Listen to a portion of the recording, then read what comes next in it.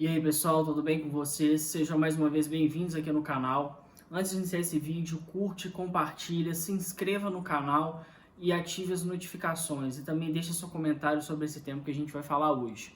Inclusive esse tema, eu já de certa forma falei algumas vezes sobre ele aqui, sobre a questão das pessoas que são apoiadores do governo, elas entenderem que elas não podem criticar o governo nunca, elas têm uma resistência muito grande. Inclusive, houve um racha na direita hoje pelo fato de algumas pessoas entenderem que devia sim estar criticando o governo por causa de algumas posturas. E então esse tema está um pouco relacionado. Lá para o final do vídeo eu faço essa análise. Mas eu geralmente, você sabe aqui, quando eu vou fazer algum vídeo, eu simplesmente sento, começo a gravar, eu não preparo o roteiro, eu não preparo nada. Mas hoje eu anotei alguns dados que eles vão ser muito importantes para a gente poder estar falando sobre o tema de hoje, que é sobre o Bolsonaro, o governo Bolsonaro e o Centrão. Então, depois de tudo que aconteceu nesse final de semana, das manifestações e todo esse problema que aconteceu, depois algumas denúncias de que o Maia, o presidente da Câmara, eles estariam então tentando, articulando um golpe para poder derrubar o Bolsonaro, começou a sair uma série de notícias e isso tomou uma proporção muito grande de que o Bolsonaro estaria negociando com alguns líderes do Centrão para poder ter um tipo de apoio dentro da Câmara, né? E aí eu vou primeiro fazer as anotações de algumas dessas pessoas do Centrão que o governo está conversando e que está inclusive oferecendo cargos para essas pessoas para que ele tenha algum tipo de apoio dentro da Câmara.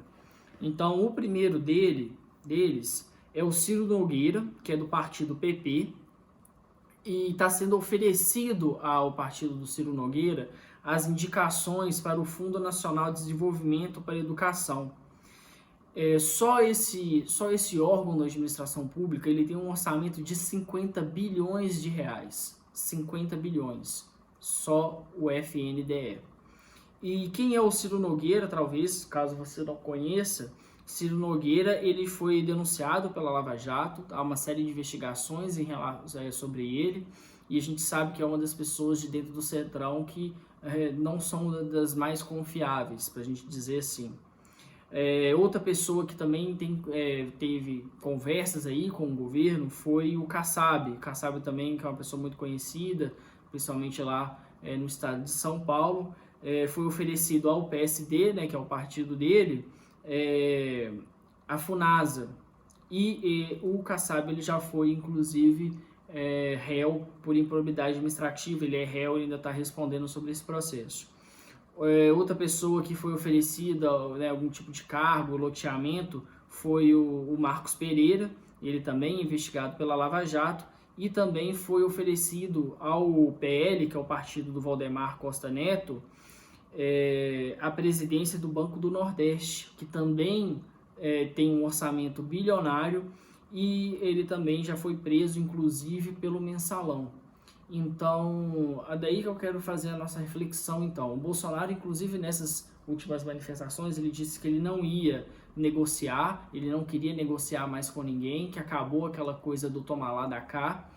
Mas agora ele está então conversando com os maiores líderes do Centrão para poder ter apoio dentro do Congresso. E aí é que vem essa questão que a gente sempre tem discutido aqui no canal, da gente poder fazer críticas aos nossos representantes, aquelas pessoas que a gente elegeu, que a gente votou, que é o seguinte: o Bolsonaro ele se elegeu primeiro com um argumento, com a promessa de campanha que ele iria combater todos esses casos de corrupção que a gente tem no Brasil, que faz tão mal para o Brasil.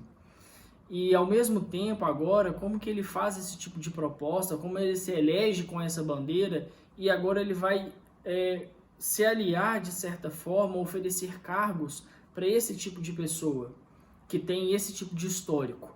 Então você vê que aí há uma quebra naquela promessa de campanha, naquilo que ele disse que ele iria fazer. Não só do discurso dele hoje em dia, mas de todo o histórico daquilo que ele prometeu na campanha.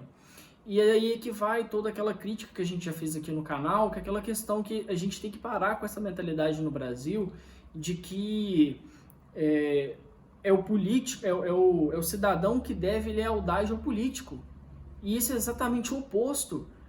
o político que ele está no poder, ele deve a nós lealdade. Ele que deve cumprir com as promessas dele de campanha. E essa não é a única vez que o Bolsonaro tem descumprido por promessas dele de campanha. São uma série de coisas, inclusive pretendo fazer um vídeo sobre isso, mas só para dar um exemplo rápido aqui, por exemplo, a questão da reeleição. Foi uma das coisas que ele disse quando ele estava em campanha, de que ele era contra a reeleição, que ele ia trabalhar para acabar com a reeleição. E o que a gente vê hoje em dia é exatamente o oposto. Ele já está em campanha para 2022.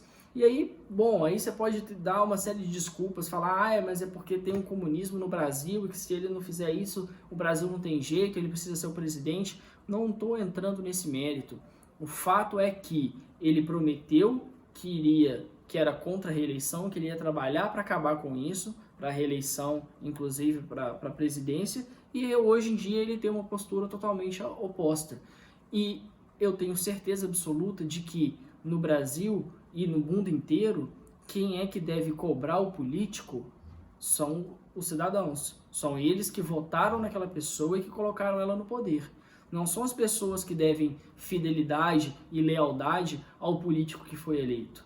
Ele sim é que deve lealdade, inclusive, àquilo que ele disse antes de ser eleito. E ele deve, quando no poder, fazer o que for necessário para cumprir aquilo que ele prometeu. Então, eu acho que esses dados são muito graves, muito sérios, e que se você hoje que está me ouvindo, que teve coragem, que continuou aqui no vídeo até o final, que é um apoiador do Bolsonaro, eu quero que você analise muito bem isso que eu estou dizendo, porque ele está negociando com as piores figuras do Centrão hoje para poder ter apoio dentro do Congresso. E se você, por algum modo, é uma pessoa de direita e quer que a direita ainda exista no Brasil, é seu dever cobrar o Bolsonaro, cobrar o governo, para que ele não faça esse tipo de coisa, porque isso não é negociar, isso não é fazer algum tipo de articulação política. Isso que ele está fazendo é oferecer cargos, coisa que ele disse que ele não iria fazer, que ele iria acabar com esse tipo de política no Brasil e que inclusive faz tanto mal para o Brasil. E ele está fazendo exatamente o oposto daquilo que ele prega.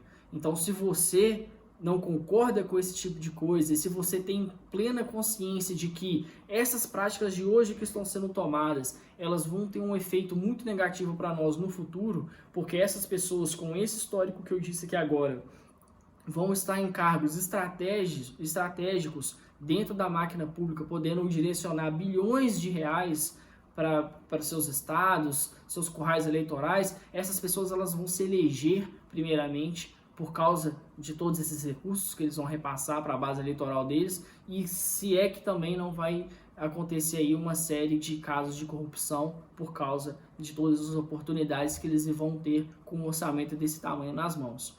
Então eu acho extremamente nocivo para a nossa democracia que pessoas dessa estirpe tenham a possibilidade de estar indicando pessoas para estar ocupando cargos nesses órgãos de administração pública. Se você é um apoiador do Bolsonaro, eu espero que você tenha uma ideia crítica do que está acontecendo e saiba cobrar ele, e saiba dizer que isso não é correto, que não está certo esse tipo de prática.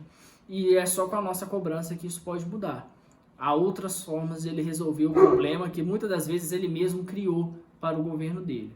Então, se você concorda com isso, eu quero saber aqui nos comentários, deixe a sua opinião, também deixe seu like, se inscreva no canal e ative as notificações. E compartilhe esse vídeo para mais pessoas, mande esse vídeo para o bolsonarista que não aceita estar criticando o governo, que eu acho que essa reflexão ela é muito importante, e inclusive ela é de suma importância para a existência da direita no futuro próximo. Porque se a gente continuar da forma como está, nas próximas eleições vai sim ganhar um partido de esquerda, e aí a direita não volta tão cedo. Vai ser 20, 30, 40 anos aí sem um governo de direita, porque o governo agora que está no poder, ele está utilizando muitas das vezes das mesmas práticas que governos de esquerda utilizavam.